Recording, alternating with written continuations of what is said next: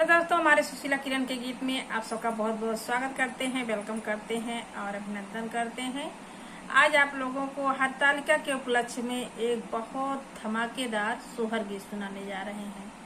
आप लोग जरूर पूरा सुनिएगा इस सोहर गीत को।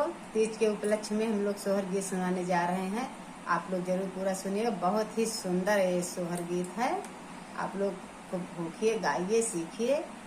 आप लोगों से निवेदन है, बहुत ही अच्छा ये सोहर गीत है, तीज के ऊपर है। हाँ, सीता माता के ऊपर है। बहुत धमाकेदार सोहर है और आप लोग लास्ट तक जरूर बने रहिएगा।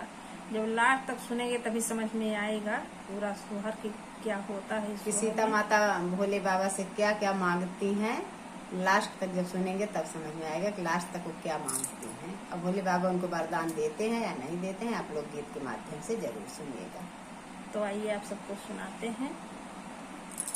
तीज बरत बड़ी पावन आती, मन भावन आती, रौ सुहावन आऊ, रौ सुहावन हो मोरी सखिया सीता जी करे तीज व्रत तसियु का पूजय तसियु जी का पूजय हो मोरी सखिया सीता जी करे तीज व्रत तसियु जी का पूजय तसियु जी का पूजय हो।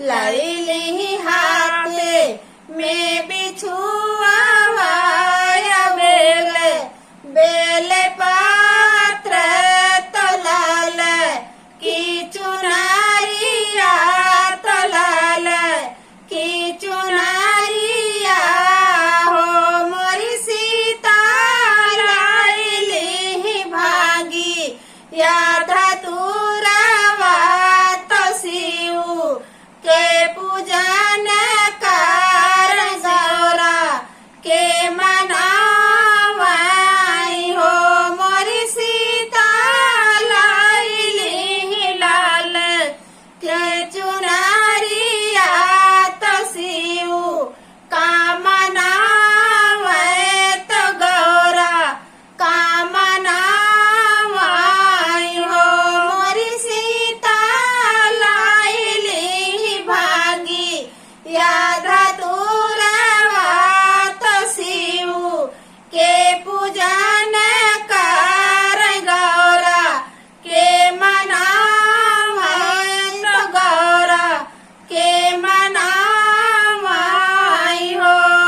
चुनी चुनी फूल के तोड़े तो थाले में सजावे तो सायु के मनावे तसियु के मनावाई हो मोरी सखिया जैसे बाट गाओ रासुहागिनी वैसे बरवदी हा सफल पूजन की हा सफल पूजन की हा हो मोरी सखिया जैसे बाट गाओ रासुहागिनी वैसे बरवदी हा सफल पूजन की हा सफल पूजन की हा हो। यतनी बचन शिव जी सुने तो बाहु तय मगन भाई बाहु तय मगन भाई हो मोरी सीता पूरा हुई है तोहरो आरमानवा सफल होए पूजनवा सफल होए पूजनवा हो मोरी सीता पूरा हुई है रो रो अरमानवा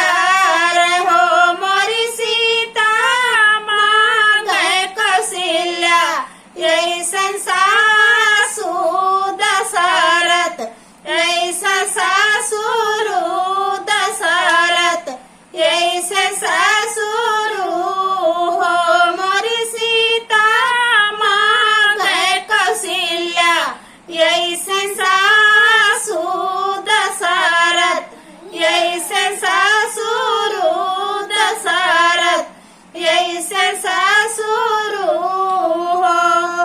तीसरा मगन सीता माँ गए तो शिव से अरज कर, शिव से सुमिरन कर हो।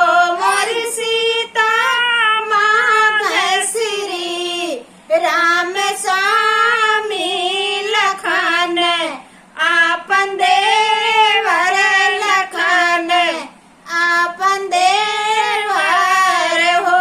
मोरी सीता माँ गए श्री राम, आपन स्वामी लखन, आपन देवर लखन, आपन देवर हो। चौथा मगन सीता माँ गए तो शिव से अरज कर, गौरा से सुमिरन कर हो। मोरी सीता माँ गाय लऊ कुशला नावात पुत्र, हनुमान त पुत्र हनुमान हो। मोरी सीता माँ गाय लऊ कुशला नावात पुत्र, हनुमान त पुत्र हनुमान हो। बेरिया की बेरा विनती करूं तो शिव के पौआ लागूं, तो शिव के पौआ लागूं हो। मोरे शिव जी दाई देते ही है वरदाना, वहाँ पूजनवा सफल हो, सबल सफल हो।